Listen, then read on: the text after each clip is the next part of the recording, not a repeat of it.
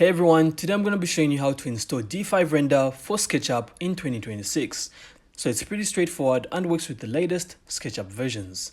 So first, simply go to the official D5 Render website and download the latest version that's compatible with your system. So just make sure to choose the installer that includes the SketchUp plugin.